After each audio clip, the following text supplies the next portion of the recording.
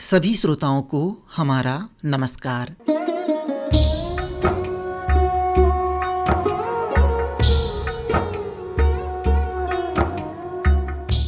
स्वास्थ्य खराब हो जाने पर हम चिकित्सक के पास जाते हैं और चिकित्सक हमें आवश्यक दवाई लिखकर दवा की पर्ची दे देते हैं। फिर हम मेडिकल स्टोर से दवाई खरीद लेते हैं। दवाई हमारी जीवन की रक्षा करती है, पर क्या हम उस दवाई के बारे में ज़्यादा जानकारी रख पाते हैं? उस दवा का निर्माता कौन है? उस दवा के घटक क्या हैं? यह दवा जेनरिक है कि ब्रांडेड है? हम में से ज़्यादातर लोग इन सब बातों से अनजान रहते हैं। स्वास्थ्य पर दवाई के लगने वाले खर्चे को कम करने, आम जन को न्यूनतम मूल्य पर दवाई उपलब्ध कराने के उद्देश्य से भारत सरकार द्वारा प्रधानमंत्री भारतीय जन औषधि परियोजना की शुरुआत की गई है। प्रधानमंत्री जन औषधि केंद्रों की जानकारी जन औषधि सुगम ऐप के माध्यम से प्राप्त कर सकते हैं। जन औषधि सुगम ऐप के माध्यम से विभिन्न प्रकार की दवाओं और दवाओं के मूल्य के बारे में भी जानकारी प्राप्त कर सकते हैं। प्रधानमंत्री जन औषधि परियोजना पर विस्तृत जानकारी प्राप्त करने के लिए आज हमने स्टूडियो के फ़ोन लाइन से संपर्क किया है श्री धीरज शर्मा जी से, जो कि महाप्रबंधक हैं प्रधानमंत्री भारतीय जनौषधि परियोजना नई दिल्ली में। धीरज जी नमस्कार, आपका इस कार्यक्रम में स्वागत है। नमस्कार नेमीचंद जी और सभी श्रोताओं को मेरा नमस्कार। धीरज जी, क्या कुछ सरकारी क्षेत्र की दवा निर्माता कंपनियां हैं जो दवाइयों का निर्माण करती हैं और उसका विक्रय जनौषधि केंद्रों के माध्यम से होता है? सरकारी क्षेत्र की भी भारत सरकार की 5 CPSUs हैं जी। West Bengal chemical, Karnataka antibiotics, Hindustan antibiotics, IDPL, RDPL। तो इनसे भी समय समय पर जरूरत पड़ने पर हम इनसे दवाइयाँ लेते हैं और आम जनता को उपलब्ध कराते हैं जी।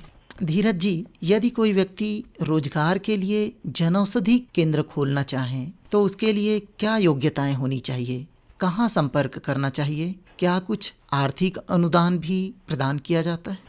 जी हाँ, हमारे इस योजना को इतना सक्सेसफुल बनाने में आम जनता का बहुत ज्यादा योगदान है, क्योंकि हमने इस योजना के अंदर ध्यान ये रखा है कि लोगों को बिजनेसमैन बनाना है, एंटरप्रेन्योर बनाना है। तो कोई भी व्यक्ति जो रोजगार करना चाहता है और जनौषधि केंद्र खोलना चाहता है तो सबसे ज्यादा चीज जो उसके दिमाग में, जो उसके पास होनी चाहिए वो ये है कि व्यापार करने की इच्छा, दूसरा सेवा करने की इच्छा जी।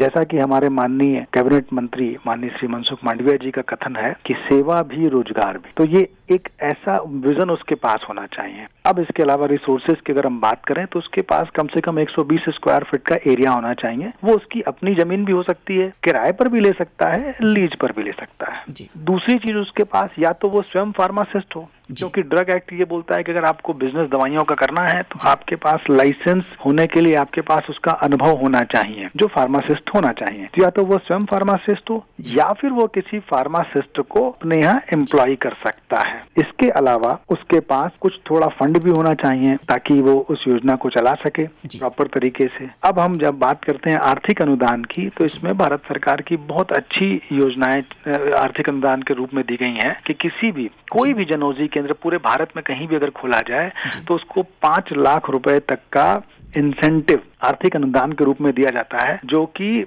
प्रति माह अधिक से अधिक 15,000 रुपए या फिर जो भी उसने सेल करी है उसका 15% कमीशन इंसेंटिव के रूप में मिलता है।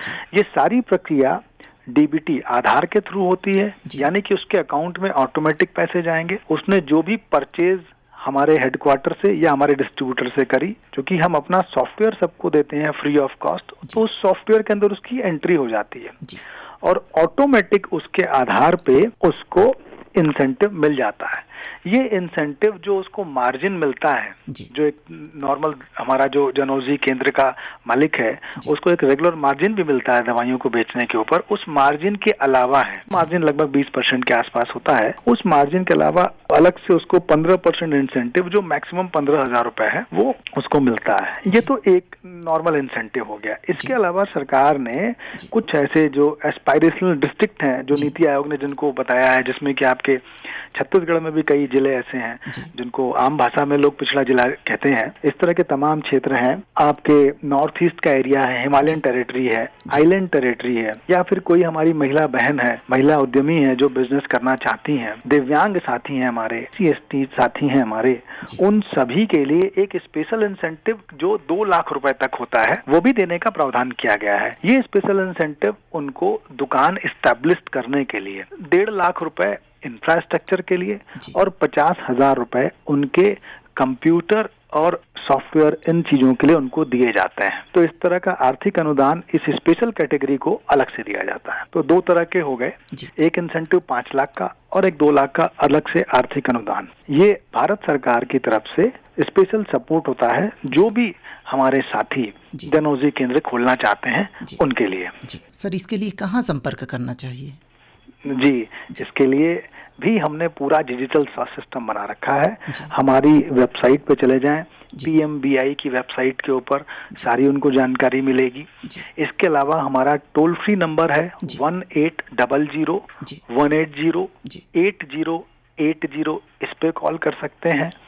हमारा नंबर 011-4943180, इस पे भी कॉल कर सकते हैं। हमारी वेबसाइट के ऊपर जाएंगे, बेसिकली हमारा जो मुख्यालय है वो दिल्ली में है। तो हमने इस तरह से रखा हुआ है चीजों को कि देश के किसी भी कोने में बैठे हुए हमारे साथी को हमारे पास आने की जरूरत नहीं है। फोन के माध्यम से या वेबसाइट पे डिजिटल माध्यम से ऑनलाइन एप्लीकेशन कर दे, वो हमारी वेबसाइट पे जाए, janaushadhi.gov.in हमारी वेबसाइट है, उस पे जाए, वहाँ एप्लीकेशन उसको भरनी है, उस एप्लीकेशन को भरे और उसके बाद हम उसको मुख्य तौर पे जिसको प्राइमरी अप्रूवल कहते हैं वो उसको प्रोवाइड करते हैं।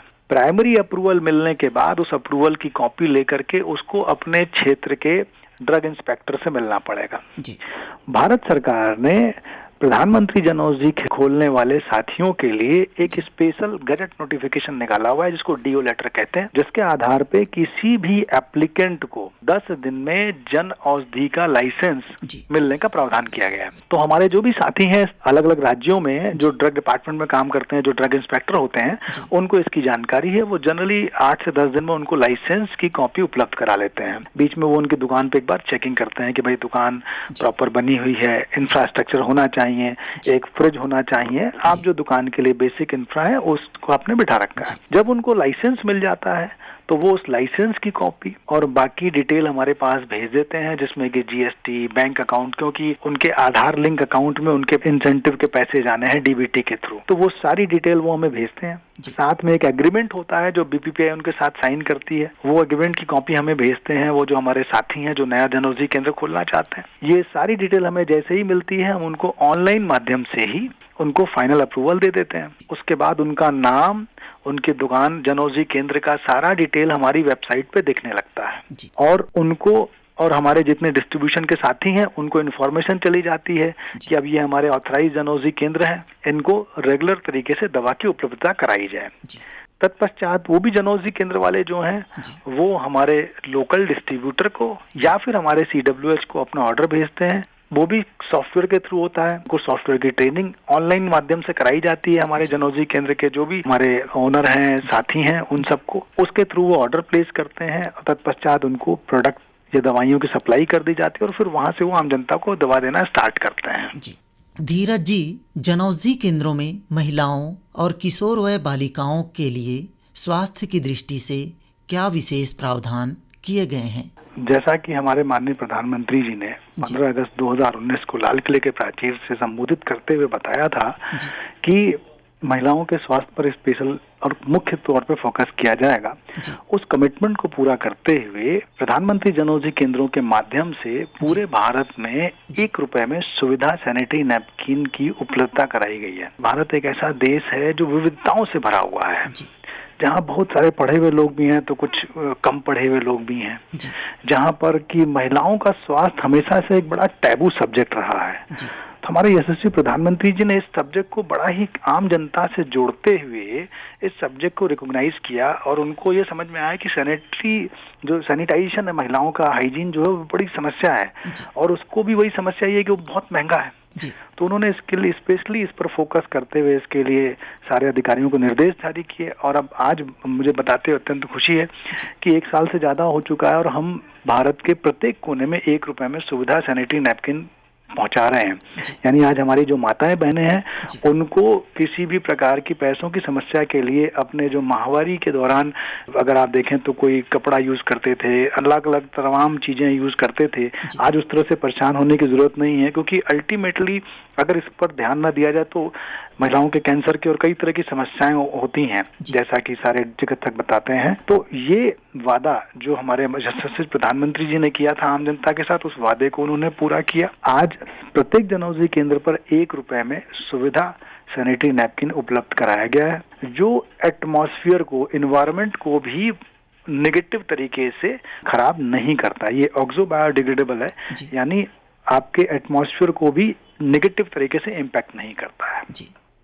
धीरज जी, जनऔषधि सुगम मोबाइल ऐप से किस प्रकार की जानकारी हम प्राप्त कर सकते हैं? देखिए, जैसा कि हमारे माननीय कैबिनेट मंत्री श्री मनसुख लाल मांडविया सर का विजन है, हमारे माननीय प्रधानमंत्री जी का विजन है कि समाज के हर तबके को इसका लाभ मिलना चाहिए, और जब हम इस विजन के साथ काम करते हैं तो हमारी हर चीज उसी तरफ लाइन में आती है। जैसे उसी लाइन के अंदर हमारा सुगम ऐप है। सुगम ऐप हमारा जो है ये आपके गूगल ऐप के ऊपर और आपके एंड्रॉयड के ऊपर और एप्पल के ऐप, इन सब के ऊपर उपलब्ध है, जहाँ से कोई भी आदमी इसको इंस्टॉल कर सकता है, और इंस्टॉल करने के बाद उसको बहुत सारे फायदे हैं। सबसे बड़ा फायदा, उसको अपने आसपास जनऔषधि केंद्र की जानकारी मिल जाती है कि उसके घर से कितनी दूरी पर है, वो आराम से वहां पहुंच सकता है। दूसरा, उन जनऔषधि केंद्रों पर दवाओं की उपलब्धता, इसकी जानकारी उसको मिल सकती है। तीसरी सबसे इम्पोर्टेंट बात जो मैंने अपने इंटरव्यू के दौरान शुरू में भी आपको बोली भी थी अपने सारे सुधी श्रोताओं के लिए, कि जब आप,